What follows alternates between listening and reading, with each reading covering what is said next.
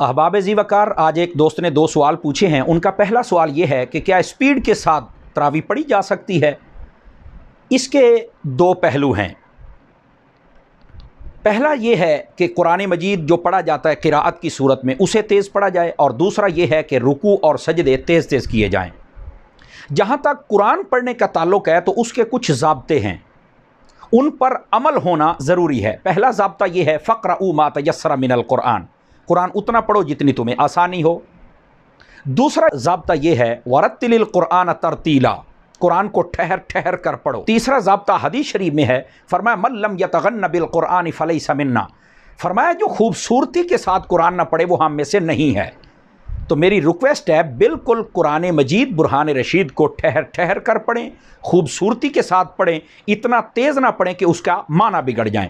کئی لوگ ہوتے ہیں جن کو یہ بڑی بیماری ہوتی ہے، وہ کہتے ہیں جی حافظ صاحب کام چک کے رکھو، سویرے اسی اپنے کماں تے بھی جانا ہوندا ہے۔ تو میری گزارش ہے تسی تھوڑا جہا ہاتھ ہوڑا رکھو، کیونکہ قرآن مجید پڑھنے کے جو ضابطے ہیں ان پر عمل ہونا ضروری ہے۔ رکوع و سجود جلدی کرنا، بخاری و مسلم کی متفق علیہ حدیث ہے، نبی پاک صلی اللہ علیہ وسلم مسجد میں جلوہ گر تھے، ایک شخص آیا، اس نے بڑی تیزی کے ساتھ نماز پڑھی، رکوع و سجود میں جلدی کی۔ حضور اکرم علیہ السلام سے اس نے سلام عرض کیا، حضور نے فرمایا کہ تو نماز پڑھ، ابھی تم نے نہیں پڑھی۔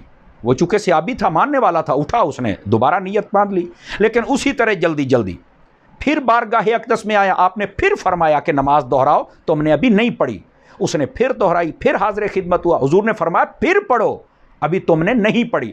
اس نے کہا حضور جو طریقہ مجھے آتا تھا اس کے مطابق تو میں نے پڑھ لی ہے، اب مہربانی کر کے آپ ہی مجھے سمجھائیں۔ تو حضور اکرم علیہ السلام نے ارشاد فرمایا جب تم نماز کے لیے کھڑے ہو تو انتہائی اطمینان اور سکون کے ساتھ نماز پڑھو، جتنا ہو سکے قرآن پڑھو، اور اس کے بعد رکوع اور سجود ایسے کرو کہ تمہیں اطمینان حاصل رہے۔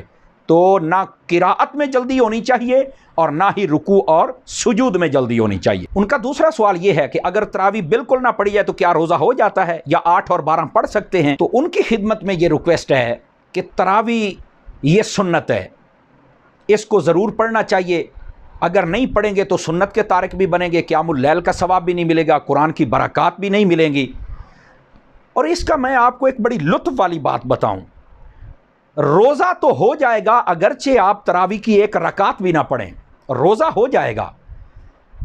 ہم جب دور طالب علم میں تھے تو استاذ گرامی دامت برکات العالیہ آپ سے یہی سوال ہوا تو آپ نے بڑا خوبصورت جواب دیا۔ آپ فرمانے لگے بغیر تراویح کے روزہ رکھنے کی مثال ایسے ہی سمجھیں جیسے بغیر سالن کے ہم روٹی کھائیں گے۔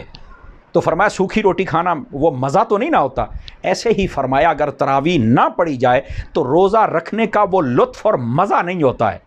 اور ایسے ہی 8 اور 12 والوں کے لیے بھی فرمایا روٹی زیادہ ہو سالن تمہیں تھوڑا دیا جائے تو مشکل میں پڑ جاؤ گے نا، لطف میں کمی آ جائے گی نا۔